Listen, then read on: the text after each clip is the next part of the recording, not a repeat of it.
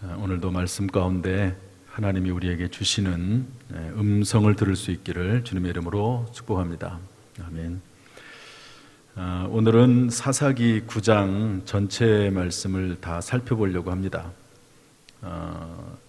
오늘은 사사기 9장은 사사기 전체가 다 그렇긴 하지만 하나의 스토리죠. 이야기입니다. 성경의 이야기를 쭉 진행해 나가면서 그 속에 나와 있는 중요한 교훈들을 뽑아낼 수가 있습니다.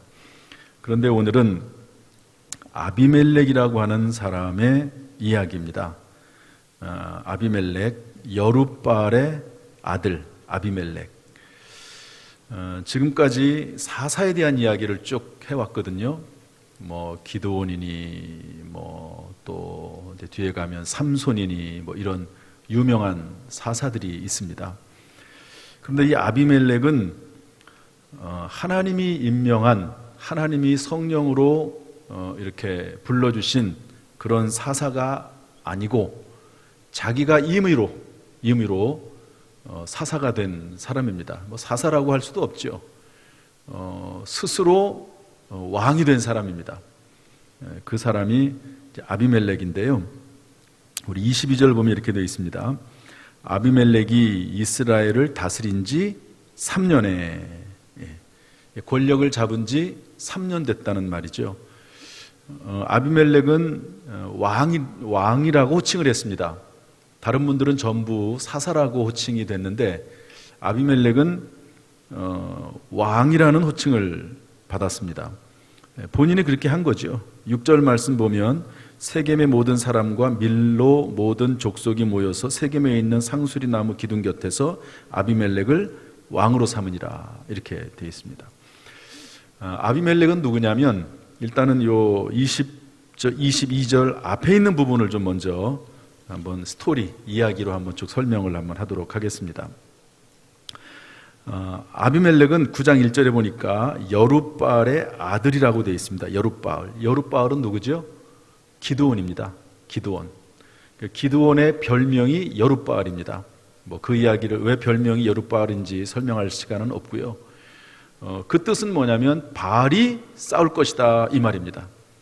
기드온이 자기 집안에 섬기던 바알 신상을 다 깨부셨거든요.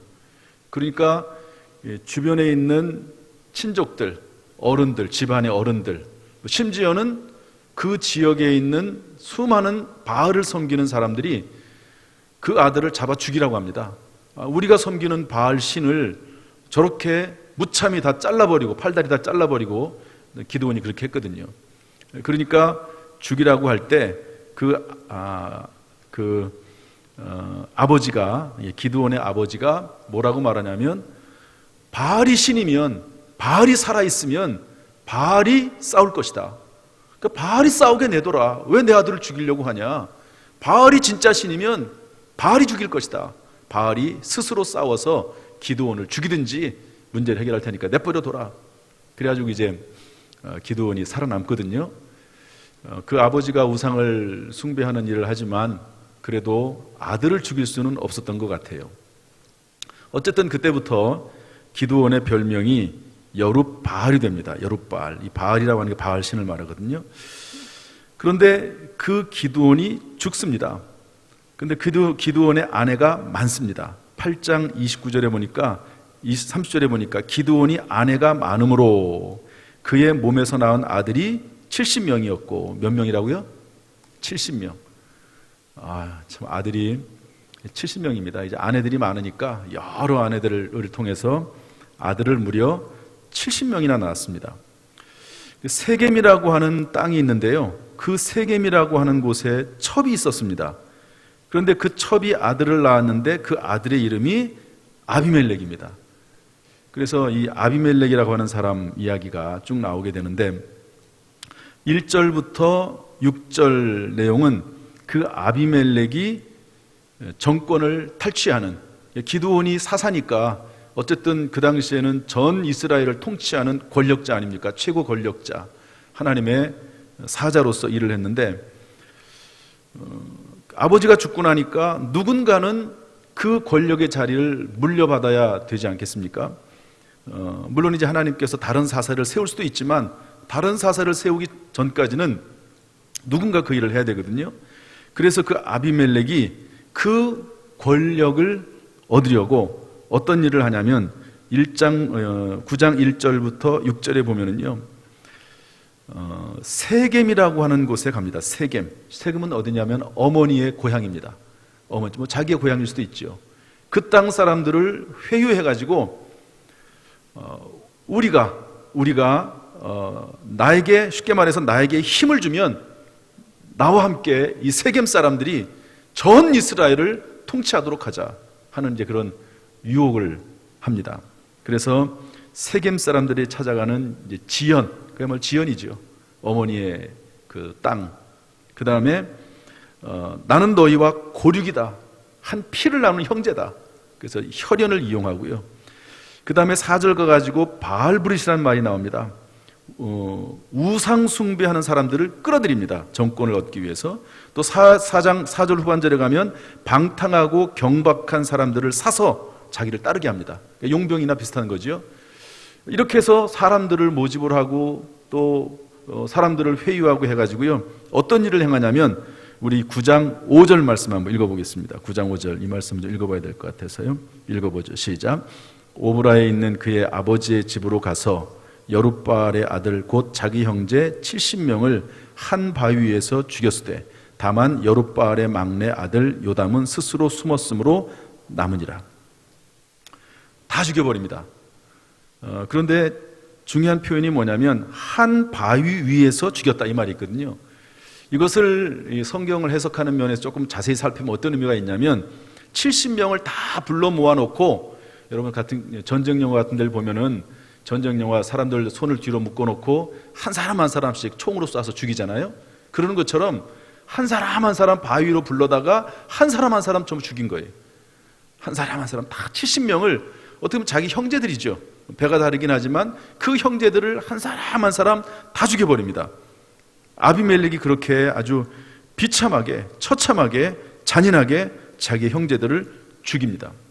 그때 살아남은 사람이 딱 하나가 있었는데 요담이라고 하는 막내 아들이 어떻게 그 자리를 피해가지고요 살아남았습니다. 어쨌든 이렇게 가지고 정권을 잡죠. 그 이야기가 6절까지의 내용이고 7절로 넘어가서 21절까지는 그때 살아남았던 요담이 그리심산 꼭대기로 올라갑니다. 7절 보면 그리심산, 이 그리심산은 어떤 곳이냐면 모세가 축복을 선포했던 것입니다. 모세가 이제 죽기 전에 이스라엘 백성들을 다 불러 모아놓고 축복과 저주를 선포하지 않습니까? 신명기에서. 그때 그리심산에서 축복을 선포하고 에발산에서 저주를 선포합니다. 그런데 이 그리심산 꼭대기에 올라가서 요담이 이야기를 하는 거죠. 이 이야기를 다 설명할 수는 없고요. 무화과 나무에게 왕이 되라고 나무들이 부탁을 했더니 거절하고, 포도나무에게 왕이 되라고 부탁을 했더니 나는 포도를 통해서 하나님을 기쁘게 하는 일을 해야 되기 때문에 할 수 없다고 거절하고, 또 그리고 감람나무에게 부탁을 했더니 감람나무도 왕이 되는 것을 거절했습니다. 그래서 모든 나무가 14절에 보니까 가시나무에게 찾아가서 우리의 왕이 되달라고 그랬더니 가시나무가 허락을 하면서 내 그늘 아래 피하라고 얘기합니다. 가시나무가 무슨 그늘이 있습니까? 그 밑으로 들어가면 가시에 찔리기만 하지요.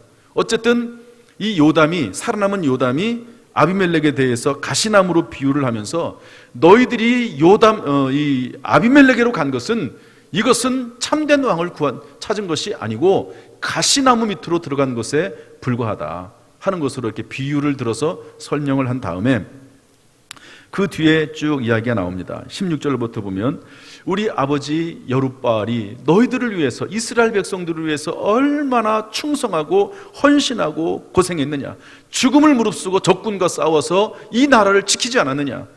우리 아버지 여룻바알이 그렇게까지 했는데 너희들이 그리고 아버지와 그 후손들을 잘 섬기겠다고 해놓고 고작 아비멜렉을 섬기는 것으로 그 아버지의 그 헌신과 충성을 이렇게 헌신짝처럼 버리느냐. 그렇게 이제 요담이 말을 합니다. 그리고 나서 이제 19절 20절에 가서 이렇게 말을 하죠. 이건 좀 읽어봐야 됩니다. 우리 19절 20절 다 같이 한번 읽어보겠습니다. 19절 20절, 사사기 9장 19절 20절 시작. 만일 너희가 오늘 여룻바알과 그의 집을 대접한 것이 진실하고 의로운 일이면 너희가 아비멜렉으로 말미암아 기뻐할 것이요 아비멜렉도 너희로 말미암아 기뻐하려니와 그렇지 아니하면 아비멜렉에게서 불이 나와서 세겜 사람들과 밀로의 집을 살을 것이요 세겜 사람들과 밀로의 집에서도 불이 나와 아비멜렉을 살을 것이니라 하고. 20절은 저주에 가까운 그런 말입니다. 뭐 저주죠 사실은. 만약에 너희들이 한 행위가 옳지 못하다면, 너희들이 한 행위가 하나님께 인정을 받고 옳은 일이라고 하면 너희들이 다 좋을 것이다. 그러나 너희들이 행한 그 행위들이 하나님 보시기에 악한 일이라면 아비멜렉과 더불어 세겜 사람 너희들은 다 멸망할 것이다. 이렇게 한마디 하고 요담이 도망갑니다. 21절에 보니까 부엘이라고 하는 곳에 가서 피하게 되지요. 그리고 나서 3년이 지납니다. 아까 읽었던 말씀처럼 22절에 아비멜렉이 이스라엘 다스린 지 3년에 권력은 잡은 지 3년이 됐습니다. 그리고 나서 이제 여러 가지 일들이 생기게 되는데요. 3년이 되고 나서 일단 정리를 쭉 하면 23절에 보니까 하나님께서 악한 영을 보내십니다. 그리고 세겜 사람들이 배신하게 됩니다. 정권의 기반이었던 세겜 사람들이 배신하죠. 가알이라고 하는 사람이 세겜 사람들에게 신뢰를 받습니다.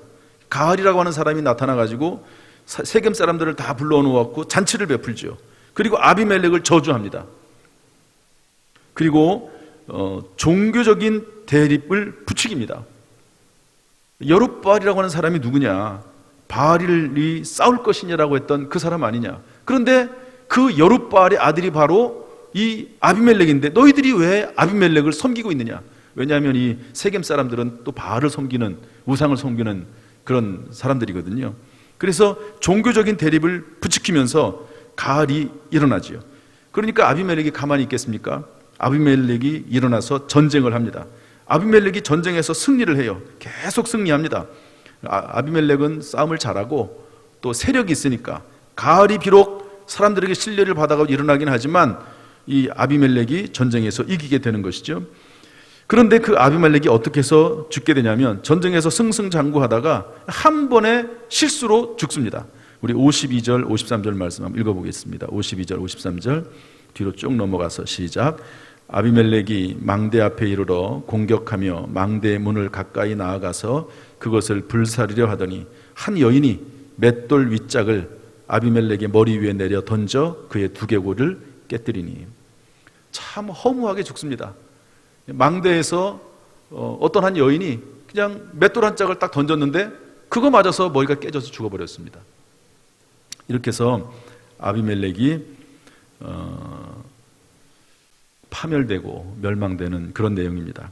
하나님이 세우시지 않은 사사, 스스로 권력을 잡아서 왕이 된 사람, 그리고 그 권력을 잡는 과정 가운데서 수많은 사람들을 무참하게 비참하게 죽여버린 아비멜렉의 끝이 이렇게 마무리되는 것을 볼 수가 있습니다. 오늘 저는 이 말씀을 통해서 몇 가지 좀 교훈을 받으려고 합니다. 첫 번째로 우리 23절 말씀 같이 읽어볼까요? 우리 본문 내용이었는데 23절 다 같이 시작. 하나님이 아비멜렉과 세겜 사람들 사이에 악한 영을 보내심에 세겜 사람들이 아비멜렉을 배반하였으니. 악한 영이라고 되어 있는데 하나님이 악한 영을 보내셨다 이랬습니다. 이걸 보면 악한 영도 하나님의 손 안에, 하나님의 섭리 안에 있음을 알 수가 있습니다. 여러분, 욥이 정말 엄청난 고난을 당하지요. 그때 악한 영, 사탄 마귀가 하나님에게 와서, 물론 이제 우화적인 내용으로 이렇게 엮어나가긴 했지만 하나님에게 허락을 받지 않습니까? 욥이 하나님께서 욥을 축복하시니까 욥이 하나님을 섬기는 것 아닙니까? 욥을 한번 하나님께서 쳐보십시오. 그러면 하나님을 배신할 것입니다. 그래가지고 욥을 치는 것을 허락을 받고 그리고 사탄 귀신이 움직이는 것을 볼 수가 있습니다. 악한 영도 하나님의 손 안에, 하나님의 섭리 안에 있음을 알 수가 있지요. 여러분, 공중에 나는 새 한 마리도 그냥 떨어지는 법이 없다고 했습니다. 하나님은 머리카락 하나도 다 세심받은 분이라고 성경은 분명히 기록을 하고 있습니다. 모든 인류의 역사와 또 좀 더 세부적으로 들어가면 개인의 역사까지도 하나님께서는 주관해 가시고 주권자 되신 하나님이심을 우리에게 알려주고 있는 그런 말씀입니다. 우리가 지금 코로나19 때문에, 이 바이러스 때문에 벌써 우리가 주일 예배를 못 드린 것이 5주가 됐습니다. 5주. 5번을 주일 예배를 이렇게 축소해서 또 그리고 실시간으로 예배를 드렸거든요. 그런데 오늘 이 말씀을 통해서 우리가 깨달아야 하는 것은 뭐냐면, 이 바이러스조차도 하나님의 섭리 안에 있다 하는 것을 우리는 그것을 받아들여야 됩니다. 뭐 이런 말을 하면 하나님이 그런 하나님이시냐, 그렇게 말할 수 있는지도 몰라요. 하나님이 그렇게 하셨다라기보다도 하나님께서 악한 영이 역사하고 활동하는 것을 우리가 이해하지 못하는 그런 부분이 있을 수 있지만 하나님께서 놔두시는 거죠. 여러분, 로마서에 보면은요, 하나님께서 불신자들, 하나님이 없는 사람들을 심판하실 때 하나님께서는 그냥 놔두신다고 되어 있습니다. 3번 나옵니다. 하나님께서 그들에 대해서 그냥 내버려 두시는 거예요. 하나님이 관여하지 않으시는 겁니다. 여러분, 세상은 그냥 그대로 놔두면 점점 악한 방향으로 흘러가게 되어 있습니다. 이 과학법칙도 그렇습니다. 무엇이든지 간에 그대로 놔두면 다 이렇게 그 모든 형질이나 형태가 사라지는 형태로 가게 되어 있거든요. 여러분, 여기 있는 이 집들, 또 이런 모든 기기들, 여러분, 이걸 계속해서 우리가 수리해주고 관리해주고 이러니까 이것이 작동이 되는 것이지, 가만히 놔둬보십시오. 그러면 점점 그것이 후퇴하게 되어 있습니다. 이게 연력학 법칙 중에 하나가 그런 것이 있거든요. 그런 것처럼 하나님께서 어떤 경우에 그냥 가만히 놔두실 때가 있지 않나 하는 것을 볼 수가 있습니다. 저는 이 코로나19 이 바이러스 이 감염증 사태를 보면서 이 안에도 분명히 하나님의 계획과 섭리와 뜻이 분명히 있을 것이다. 지금 우리는 이해하지 못하지만 분명히 하나님의 섭리가 있을 것이다, 그렇게 생각을 하고요. 우리는 단지 지혜롭게 그것을 대처하는 겁니다. 하나님께서 이 사태를 통해서, 이 일을 통해서 어떤 일을 성취하실까 하는 것을 한번 바라봐야 되고요. 겸손히 하나님 앞에, 사람이 얼마나 교만합니까? 과학으로 또 사람의 지혜와 능력으로 모든 것을 할 수 있다고 생각했던 사람들이 바이러스 이 하나 때문에 전 세계가 왕래를 하지 못하고, 전 세계가 경제가 마비되고 정치가 마비되고, 아마 이런 일들이 생기고 있지 않습니까? 이런 것들을 보면서 모든 것이 하나님의 주권 안에, 하나님의 섭리 안에 진행되고 있다는 사실을 깨닫는 그런 시간도 돼야 될 줄로 믿습니다. 하나님께서 우리 모든 성도들에게 지혜를 주시고 겸손하게 이 모든 문제를 대처할 수 있는 지혜와 능력을 주시기를 주님의 이름으로 축복합니다. 무엇보다도 성도들을 하나님께서 강건하게 지켜주시기를 주님의 이름으로 축복합니다. 두 번째로, 오늘 이 내용을 통해서 알 수 있는 건 뭐냐면요, 두 번째 교훈은 23절 말씀 다시 읽어볼까요? 23절 다 같이 시작.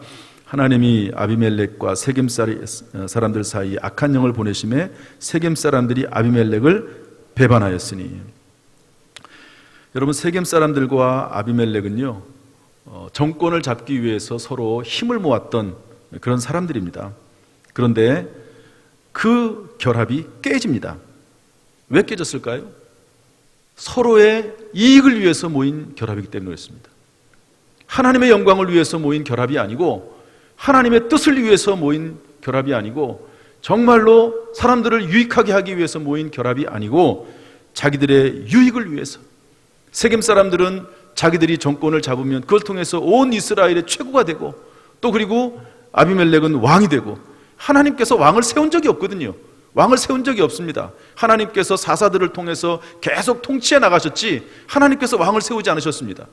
나중에 가서야 하나님께서, 사람들이 하도 요청을 하니까 사무엘 선지자를 통해서 첫 번째 왕인 사울을 세우고, 그 사울 왕도 실패하고 나중에 또 다윗을 세우지 않습니까? 그런데 세겜 사람들과 아비멜렉은 하나님의 뜻과는 전혀 무관하게 그냥 자기들끼리 스스로 왕이 되고, 그리고 자기들끼리 권력을 잡으려고 힘을 모았던 것이죠. 거룩하지 않은 뜻으로 모인 이 모임은 결국에는 배신으로 끝나고 마는 것을 볼 수가 있습니다. 여러분, 악한 결합은 반드시 갈라지게 되어 있습니다. 악한 자들은 그 끝이 좋지 않고, 그리고 갑자기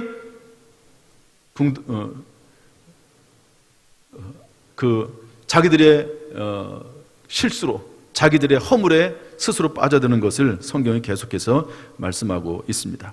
따라서 여러분, 잠시의 이익 때문에 악한 자와 멍해를 함께하는 것을 금해야 됩니다. 우리가 세상에 살면서 모든 세상 사람들과의 관계를 다 끊을 수는 없습니다.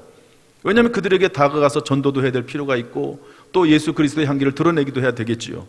그러나 성경은 분명히 말하길 악한 자와 멍해를 함께하지 말아라. 멍해는 뭡니까? 정말 동지가 되는 거지요. 함께 귀중한 일을 감당하는 거지요. 악한 자들, 하나님의 뜻이 아닌 그런 무리들과 함께하는 것은 성경이 기뻐하는 것이 아니다는 것을 오늘 통해서 알 수가 있습니다. 세 번째로 또 어떤 교훈을 받을 수 있습니까? 우리 24절 말씀 한번 읽어볼까요? 24절 말씀 읽어보겠습니다. 시작. 이는 여룻바알의 아들 70명에게 저지른 포악한 일을 갚되 그들을 죽여 피 흘린 죄를 그들의 형제 아비멜렉과 아비멜렉의 손을 도와 그의 형제들을 죽이게 한 세겜 사람들에게 돌아가게 하심이라. 아멘. 하나님이 악한 영을 보내사 세겜 사람들이 배신하게 하시고, 그리고 결국에는 아비멜렉이 죽음에 처해지게 되지요. 그런데 그 이유가 뭡니까? 70명에게 저지른 포악한 일을 하나님이 갚았다는 겁니다.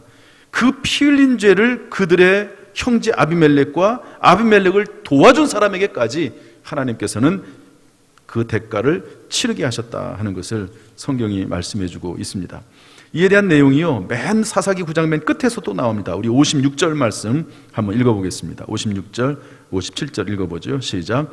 아비멜렉이 그의 형제 70명을 죽여 자기 아버지에게 행한 악행을 하나님이 이같이 갚으셨고, 또 세겜 사람들의 모든 악행을 하나님이 그들의 머리에 갚으셨으니 여룻바알의 아들 요담의 저주가 그들에게 응하니라. 하나님이 갚으셨다는 거지. 여러분, 하나님은 악행에 대한 대가를 치르게 하시는 분이 하나님이십니다. 참 두렵죠. 우리가 하나님을 사랑의 하나님으로 말씀하고 있지만 사랑의 하나님만은 아니지 않습니까?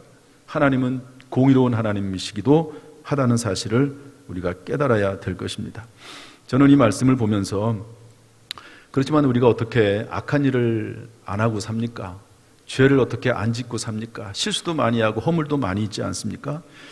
제가 자주 하는 말이긴 하지만 하나님은 악행에 대해서 참고 또 참으십니다.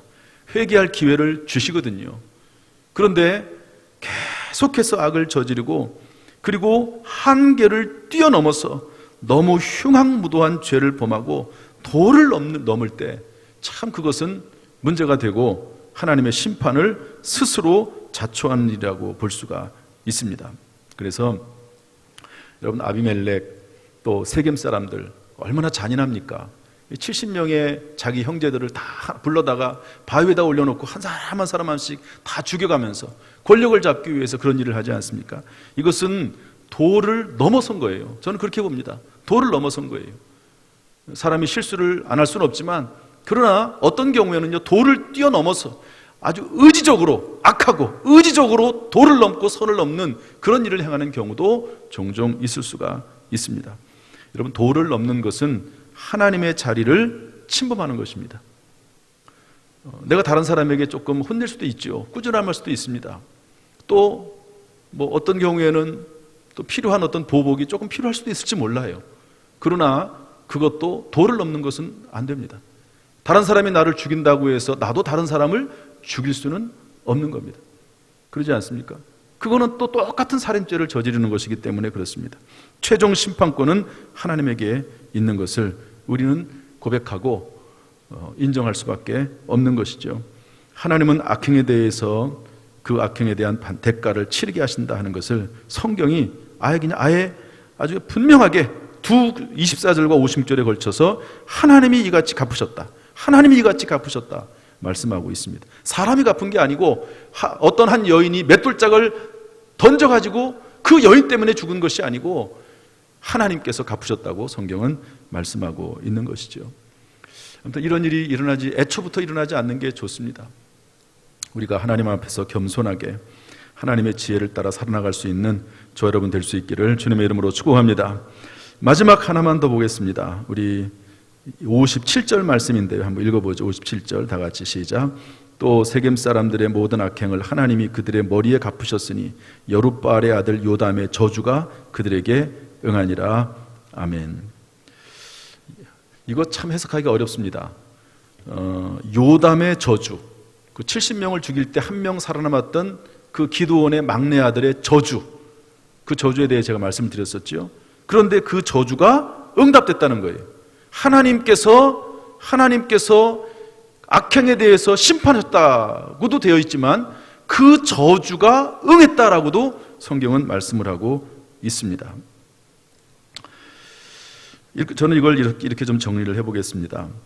필요 충분 조건이 성립되면 사람의 저주도 기도처럼 응답된다. 이렇게 좀 정리를 해보고 싶어요. 여러분, 사람의 저주도 무섭지 않습니까?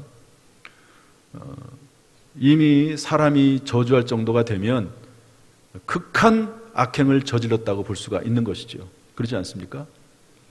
아무나 저주하지 않잖아요. 저주할 정도가 되면 그러면은 아주 악한 일들을 행한 겁니다. 자기 형제 70명을 다 죽여버리고 그런 일을 했는데 그 속에서부터 저주의 마음이 생기지 않겠습니까? 그럼에도 불구하고 요담은요, 상당히 침착하게 중립적인 입장에서 얘기를 합니다.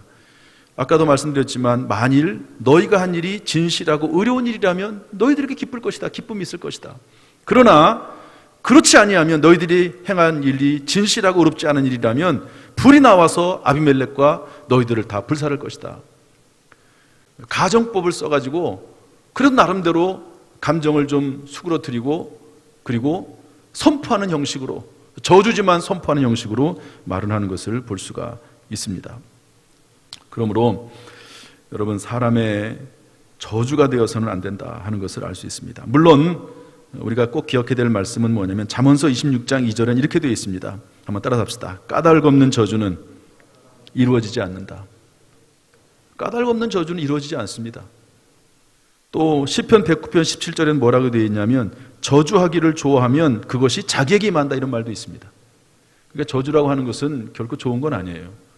좋은 건 아닙니다. 그러니까 아마 요담이 말을 할 때도 너희들이 만약에 진실하면 너희들이 기쁨이 있을 것이다. 너희들이 만약 그렇지 않고 너희들이 악한 일을 행했으면 불이 나와서 너와 너희 세겜 사람들을 살을 것이다. 이렇게 말하는 것을 볼 수가 있습니다. 그래서 저는 다윗을 좋아해요.